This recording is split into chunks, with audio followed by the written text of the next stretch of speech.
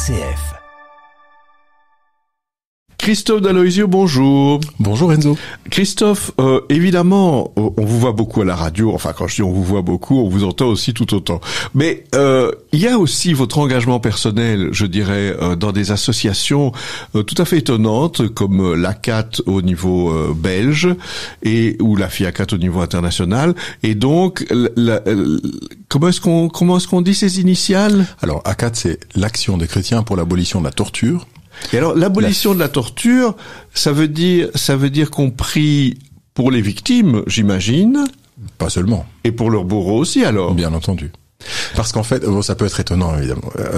Mais le ressort profond de l'ACAT, c'est que les êtres humains ne sont pas faits pour s'entretuer, pour se faire du mal les uns aux autres, ni les victimes ne sont faites pour être victimes, ni les bourreaux pour être des bourreaux. Donc, vous parliez de prière. Alors, vous présupposez, je suppose que l'ACAT a comme mode d'action la prière.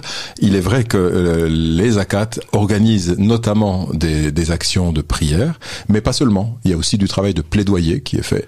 Et on constate en fait que quand on veut œuvrer pour la justice, on ne peut pas œuvrer que pour la justice de réparation vis-à-vis des victimes, et elle est absolument fondamentale, personne ne reviendra là-dessus bien sûr, mais on doit aussi réfléchir à la manière dont les personnes qui ont été condamnées pour des méfaits, par exemple, puissent être véritablement réhabilitées après avoir suivi un travail de réintégration. Donc par exemple, les ACAT, dans tous les pays du monde où elles sont implantées, sont très attentives aux conditions de vie en milieu carcéral. Et là, la Belgique n'a aucune leçon à donner à qui que ce soit, comme nous le savons, hélas. Oui, les prisons peuvent créer des criminels. Hein. Absolument. Et quand on voit le taux de récidive, par exemple, des personnes qui sont condamnées à des peines de détention, on constate que la prison n'est pas une solution idéale. Alors, est-ce qu'on en a beaucoup d'autres? Je ne suis pas un spécialiste de droit pénal, mais je vous invite à écouter certaines émissions de RCF sur ce sujet et qui sont particulièrement où on invite de vrais experts, oui. Mais il y a effectivement en fait une panne de toute une série d'actions qu'on peut mener vis-à-vis de ceux qu'on pourrait qualifier comme ceux qui étaient du mauvais côté du vent. Je les appellerai pas tous bourreaux parce que bien entendu on n'est pas dans des situations toujours de torture à la manière dont on se la figure au Moyen-Âge, mais donc voilà, oui, effectivement la CAT se préoccupe non seulement de ceux qui sont d'un côté mais aussi de ceux qui sont de l'autre, avec une lucidité par rapport aux méfaits. Donc il est clair que quand on se rend compte qu'il y a des situations d'injustice, des situations de cruauté, voire des situations de torture, on ne plaide pas pour l'oubli de ces différentes situations. Bien sûr. Mais alors Christophe, évidemment, il y a quelques grandes associations qui ont pignon sur rue, même dans les écoles comme Amnesty International, qui ont une information, enfin des magazines, c'est assez formidable ce qu'ils diffusent. J'imagine que vous utilisez toutes ces informations, mais vous avez vos propres sources d'informations ? Oui, tout à fait. Alors, vous citez Amnesty International, et bien entendu, c'est une organisation qui fait un travail remarquable et qui, bien souvent, est tout à fait compatible avec celui que nous faisons en tant qu'ACAT. Alors, nous avons cette spécificité qui est propre, je pense, aux ACAT, de constituer un réseau sur une trentaine de pays sur 3 continents, et nous avons des informations de première main dans beaucoup d'endroits, grâce justement à ce réseau qui est assez admirable, et il y a en plus une sorte de, comment pourrait-on dire, de centre de gravité du réseau qui se trouve multipolaire. C'est dans chaque ACAT qu'a lieu véritablement le travail de réflexion autour des questions de peine et traitements cruels, inhumains et dégradants. Chose qui est peut-être moins vraie pour certaines organisations non gouvernementales qui ont des centres décisionnels et réflexifs à un endroit, qui diffusent leurs analyses politiques et leurs outils de plaidoyer à l'égard des différentes antennes. Les ACAT ne sont pas des antennes de la FIACAT, qui est la Fédération internationale des ACAT. Chacune des ACAT a son existence propre, et il y a une sorte de, alors comme je parle à un théologien, une sorte de communion des ACAT entre elles, et au travers de ce réseau peut circuler une sensibilité commune, mais aussi des informations. Et donc, par exemple, quand une ACAT amie de l'ACAT Belgique l'informe de la situation dans son pays, eh bien, nous pouvons prendre des informations de première main et les exploiter au sein de notre propre ACAT, diffuser auprès de nos propres membres et de nos sympathisants en quoi consistent les questions qu'on soulève. Et de notre côté, grâce à ce regard des autres ACAT, nous affinons le nôtre à l'égard de notre propre société. Parce qu'il faut savoir que même si nous continuons bien sûr à toujours être attentifs à des situations problématiques en droits humains dans d'autres pays, il y a énormément de choses qu'en Belgique, nous ne mettons pas suffisamment en avant. Il y a notamment toute une série de questions autour du droit des étrangers, qui sont des questions très proches de nos préoccupations dans l'ACAT, les questions donc de conditions de vie en milieu carcéral, comme je le disais tout à l'heure, et toute une série d'autres éléments qui nous semblent importants pour que la Belgique, en tant qu'État démocratique soucieux des droits humains, soit à la hauteur des engagements qu'il prend. Mais alors, l'ACAT, qui est donc l'Action des chrétiens, est une association qui est née directement écuménique, c'est-à-dire elle n'est pas devenue écuménique à un moment, elle est née directement écuménique. Ça veut dire quoi? Ce sont des chrétiens qui à un moment se sont rendus compte que la lutte pour les droits de l'homme et en faveur des droits humains dépassait un petit peu leur division? Certainement. À l'origine, les fondateurs de la première ACAT, qui est l'ACAT France, étaient des chrétiens de différentes sensibilités.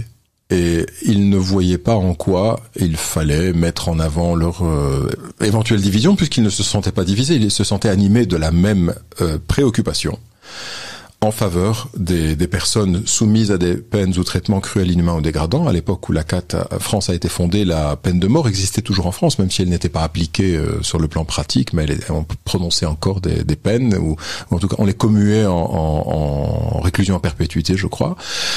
Donc effectivement, ils ne se sont même pas posé la question de transformer cela en une sorte d'association confessionnelle, parce qu'en fait, une chose qui a toujours été assez importante aux yeux de toutes les ACAT, c'est de ne pas se définir comme une organisation d'église. C'est-à-dire que ça peut être, c'est une organisation qui est de sensibilité chrétienne, effectivement, d'inspiration chrétienne, dans laquelle peuvent aussi intervenir des personnes qui ne sont pas chrétiennes.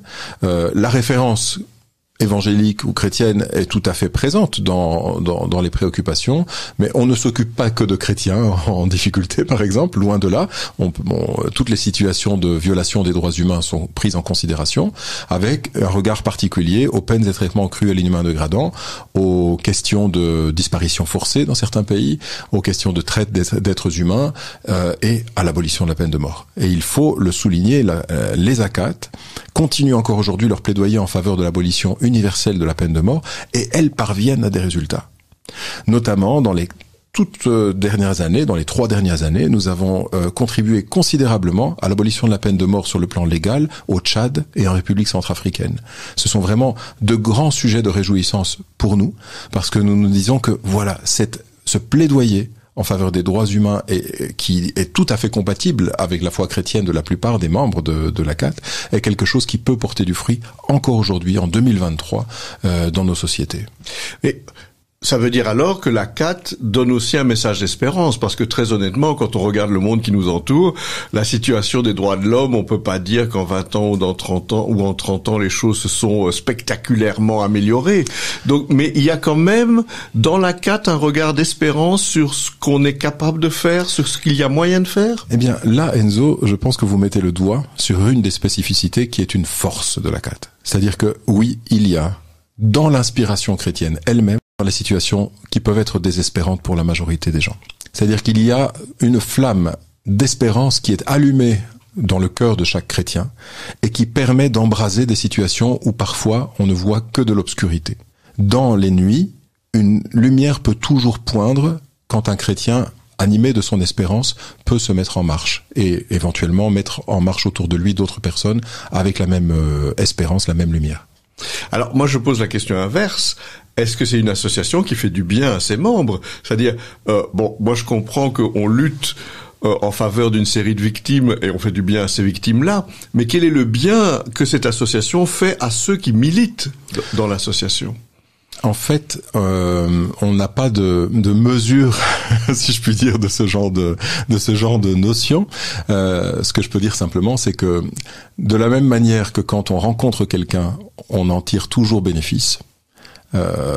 Quand on rencontre une personne qui était isolée et qui ne l'est plus parce qu'on la rencontre et qu'on la visite, on n'a pas rendu service à la personne qui était isolée. On en retire tout autant de bénéfices en rencontrant une autre personne qui est un autre regard, un autre visage, une autre existence et qui est, pour les chrétiens, une personne créée à l'image et à la ressemblance de Dieu. Et en chaque personne, on peut avoir une expérience de communion. Donc je pense et j'espère que chaque membre de l'ACAT peut, au travers des différentes activités auxquelles il participe, vraiment cheminer davantage vers lui-même et vers Dieu. Alors, ça veut dire que je pourrais créer une cellule ou je pourrais vous écrire pour rejoindre un groupe. Comment est-ce qu'on peut faire? ACAT.be. ACAT.be, ça c'est facile, oui. Et donc, sur ACAT.be, on rencontre à la fois les autres membres de l'ACAT, les différentes activités qui sont organisées actuellement. On a des liens vers les autres ACAT qui ont parfois plus, parfois moins d'activités que les nôtres, mais dont peut-être l'expérience peut être très inspirante. Et on rencontre aussi, en fait, les interrogations que la société d'aujourd'hui et par elle aux différents chrétiens. Parce qu'il faut... C'est un lieu de dialogue, ce site, alors. D'une certaine manière, je dirais que c'est un autre bénéfice. Votre question continue à me faire réfléchir. L'un des bénéfices qu'on peut vraiment retirer aussi de cette expérience dans l'ACAT, c'est laisser sa foi se faire interroger par les questions de la société d'aujourd'hui. Je vous donne un autre exemple auquel l'ACAT Belgique a été sensible ces dernières années. Les violences domestiques et en particulier les violences faites aux femmes sont des préoccupations de toutes les sociétés, hélas. Eh bien, l'ACAT Belgique s'est délibérément inscrite dans une plateforme de nombreuses organisations non gouvernementales qui militent pour la fin,